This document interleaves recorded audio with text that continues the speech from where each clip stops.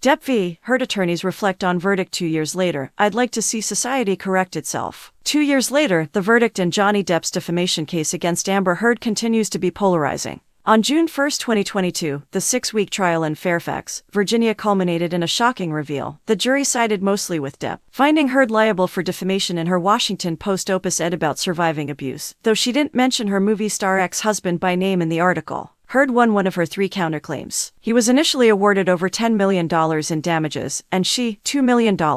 After months of appealing from both, the two reached a settlement by the end of 2022. They'd drop it all, and Heard paid $1 million to Depp, who divvied that up to 5 different charities. A source close to the matter says there are no longer any loose ends in the litigation. All is finalized and behind them. People caught up with 2 key players from the Virginia trial, Depp's attorney Camille Vasquez and Heard's attorney Elaine Charlson-Bredehoft, to reflect on the outcome 2 years removed. The contentious case, which was televised live in front of millions, showed that winning in the court of law is very important, obviously, but winning the court of public opinion is equally, if not more, important, says Vasquez. Bredehoft, though, sees allowing cameras in this courtroom as a huge mistake that led to social media users skewing public perception and taking moments out of context. She says she fought hard against having cameras present and now feels social media completely hijacked that trial. Vasquez acknowledges that the viral memes and online fodder that came out of the trial were manipulated or made to be comical. However, it was still responding to actual evidence presented in the courtroom, she says. She's all for cameras being allowed inside. We should have an ability to see justice at work. And Vasquez doesn't think social media shaped any notions that weren't already prevalent.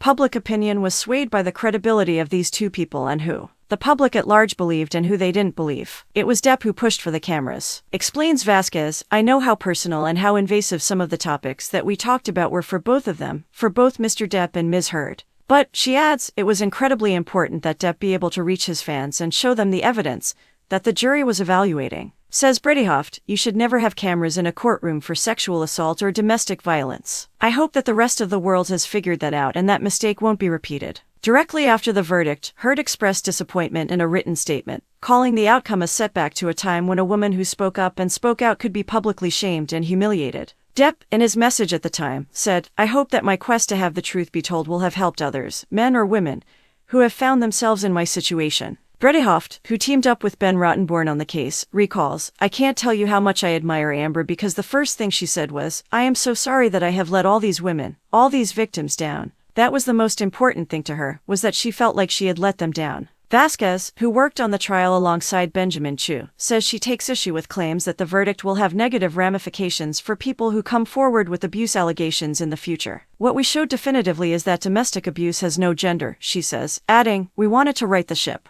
We saw a terrible injustice taking place, and that's what this verdict really was about, clearing his name once and for all, showing the jury, first and foremost, but also the world who was the real victim in this relationship, and what he had suffered. There was a previous case, though, that hashed out similar abuse claims with Heard that didn't fall in Depp's favor. The actor, in 2020, lost a libel case he brought against The Sun, a UK tabloid, over an article that referred to him as a wife-beater. The London judge in that case deemed that statement to be substantially true after hearing evidence.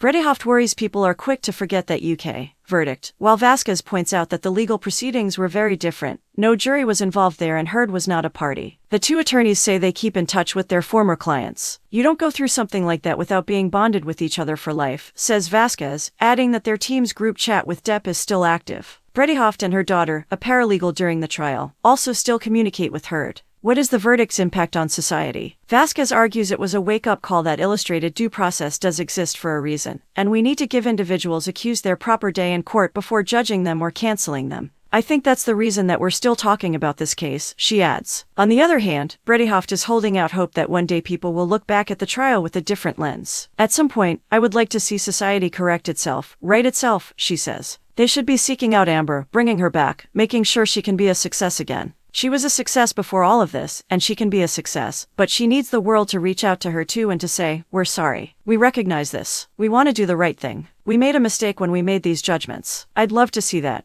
Today, 60-year-old Depp is in a creative comeback of sorts. His movie Jean du Barry had its release after opening the Cannes Film Festival last year. He's directing a new film, and he's continuing with music and art while living in London. Heard, now 38, is living a quiet life in Spain with her 3-year-old daughter, after appearing in an indie thriller and the Aquaman sequel, filmed prior to the trial. I think the way things have resolved for both of them is the right outcome, says Vasquez. Johnny deserves every success and more that he's received as a result of this verdict. And I don't wish Ms. Heard any harm whatsoever, and I never will. I wish her peace, she adds. And I know that's what Johnny wishes her as well.